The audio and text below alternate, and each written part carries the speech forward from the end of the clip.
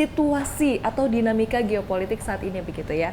Mulai dari ketegangan yang terjadi di Timur Tengah, kemudian juga Rusia dan Ukraina yang belum selesai invasinya begitu.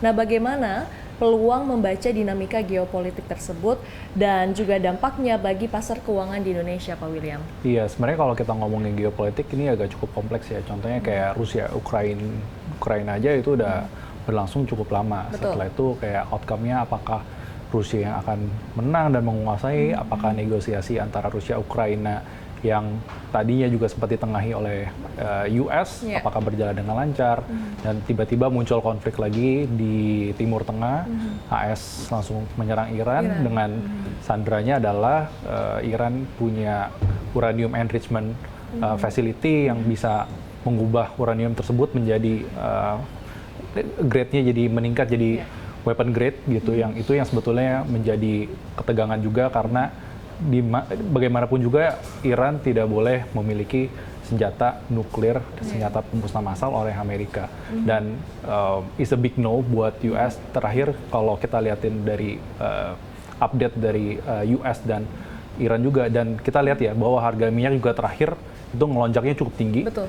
Ya, sempat naik sekitar sekian persen gitu ya dalam satu malam aja, dan break higher high, make new higher high. Jadi mungkin masyarakat dan para investor udah mulai mengantisipasi the future outcome, apakah ketegangan politik ini akan berlanjut atau enggak, dan mereka memprediksi masih akan berlanjut. Maka dari itu harga minyak udah naik tinggi juga gitu, karena apa yang diminta sama US dan Iran masih belum ketemu di tengahnya gitu. Iya, bahkan hingga saat ini begitu ya Pak Iya, William. betul. Ya. Nah, mungkin bisa dielaborasi lagi Pak William. Mungkin pemirsa CNBC Indonesia di rumah masih penasaran, ini kan ketegangannya terjadi di Timur Tengah begitu ya, bukan di benua kita, bahkan bukan di negara kita. Nah, kenapa itu sampai bisa berdampak juga ke pasar keuangan di Indonesia, Pak William? Iya, kita tahu ya sebetulnya minyak itu kan paling besar produksinya kan di Timur Tengah.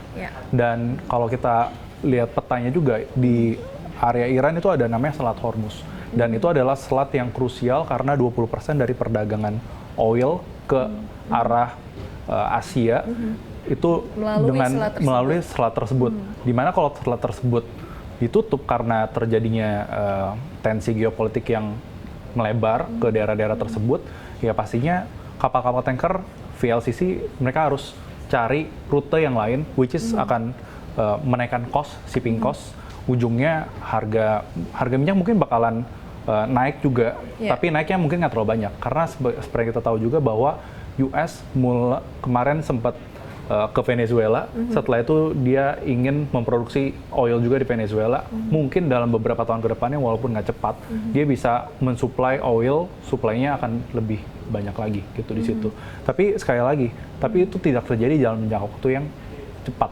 Kayak bagaimana mereka bisa memproduksi dalam skala yang masif, ya nggak mungkin bisa dalam jangka waktu cepat. Ada beberapa proses, ada konstruksi yang harus dilakukan. Tapi dalam jangka waktu pendeknya, pasti selat tersebut akan diblok kalau misalkan terjadi open konflik ya. Walaupun itu yang satu hal yang kita nggak pernah mau itu terjadi di dunia ini, karena skalanya bisa besar juga. Karena seperti yang kita tahu juga, China dengan Iran punya hubungan yang cukup baik juga, dan begitu pula dengan Rusia. Itu adalah proksi-proksi yang negara-negara besar. Ya memang kita lihat seperti ada perang dua proksi yang ujungnya adalah negara adidaya, dan di sini kita lihat bahwa Iran punya pivot penting, punya posisi penting.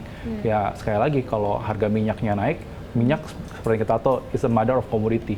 Jadi segala hal komoditas yang kita produksi itu membutuhkan minyak. Contohnya kalau kita mau produksi nikel pasti bakal butuh minyak. Kita mau berpergian kita butuh minyak. Kita mau bangun sesuatu, konstruksi kita butuh minyak. Jadi it's a base dari semua kehidupan kita gitu. Jadi kalau harga minyaknya naik, ya pertama kali pasti terdampaknya sama inflasi. Setelah itu rute tersebut yang kita bisa lihat juga, kalau rute tersebut tertutup, harga shipping cost bakalan naik. Yang sekarang sudah tercermin juga bahwa harga shipping cost naik. Kalau kita cek namanya ada ETF, BWET, itu adalah futures contract atau prediksi masa depan. Berapa harga shipping untuk secara keseluruhan. Di situ ada beberapa list futures contract-nya. Yang paling besar porsinya adalah China. China to Middle East. itu sekitar 30%-an dari bulan Februari, setelah itu Maret dan beberapa bulan berikutnya itu udah naik mungkin hampir 2 kali lipat, 1,5 kali lipat gitu ya. Harganya udah naik sedramatis itu. Dan VLCC juga untuk large carrier, untuk crude oil tersebut itu juga udah naik harganya. Udah sekitaran 2 kali lipat juga naiknya. Jadi secara garis besar kenapa inflasi susah buat turun, karena komponen untuk memproduksi, untuk mendapatkan minyak itu sendiri memang dari harga minyak, tapi setelah itu kan harus dikirim ke refinery. Dan baru ada resiko keamanan juga di Selat Hormuznya begitu yes, ya? Betul. Dan di situ ada komponen biaya juga seperti premium dari insurance-nya pasti bakal naik juga. Gitu. Plus dari jalurnya pasti akan lebih jauh juga mereka harus muternya, itu sih sebetulnya. Oke, berarti ini benar-benar bisa dikaitkan begitu ya, kenaikan tarif VLCC atau tanker minyak yang berskala besar ini dengan ketegangan di Timur Tengah tersebut. Nah, kondisi ini mengindikasikan resiko gangguan distribusi energi yang lebih luas lagi nggak sih, Pak, ke depannya? Ya, di sini yang paling utama, maka dari itu sebetulnya ada jalur yang kebanyakan orang mungkin agak sedikit underlook, yaitu kalau kita lihat peta ya, di atasnya Kanada itu kan ada North Pole. Maka dari itu sebetulnya ada jalur yang bisa langsung ke Asia melalui North Pole tersebut. Maka dari itu sebetulnya AS juga mau area Greenland. Kenapa mereka mau area Greenland? Karena mereka bisa bypass sampai ke area Asia lewatin North Pole tanpa mereka harus lewatin rute yang di bawah. Itu yang nggak banyak orang mungkin notice ya, bahwa rute itu tuh rutenya cukup penting gitu. Once the ice melt, ya mereka bisa ngelakuin itu gitu. Tapi itu kan benar-benar dijaga dan nggak semudah itu juga untuk mendapatkan jalur tersebut gitu ya. Karena kita tahu bahwa area tersebut adalah area Denmark, dan Denmark adalah satu sekutu dan satu kesatuan dengan NATO. Satu diserang, ya semuanya pasti akan ikut membantu. Ya, dan kita tahu ya, itu hal yang sulit buat terjadi ya kalau open konflik antara US dengan NATO, which is kita tahu bahwa mereka adalah allies. Dari dulu sampai sekarang mereka adalah allies. Jadi hampir sulit untuk hal tersebut terjadi. Yang ada mereka mungkin ujungnya berkolaborasi gitu. Dan kalau kita lihat juga terakhir, sebetulnya yang diinginkan Presiden AS Trump sebetulnya mungkin ujungnya mau jualan aja, karena ujungnya NATO menaikkan budget militer mereka jadi 3-5%. Yang ujungnya mereka kalau ingin mengamankan daerah tersebut, mereka harus punya senjata, harus punya defense system yang mumpuni juga gitu, nggak dengan defense system yang udah nggak relevan sama market, sama kondisi sekarang gitu sih. Oke, nah ini kan sektor energi dengan segala geopolitik dan ketidakpastian ini ya Pak William. Yang paling terdampak kan sektor energi begitu ya. Nah, sektor apa saja Pak di pasar saham Indonesia yang menurut Anda akan paling rentan terdampak?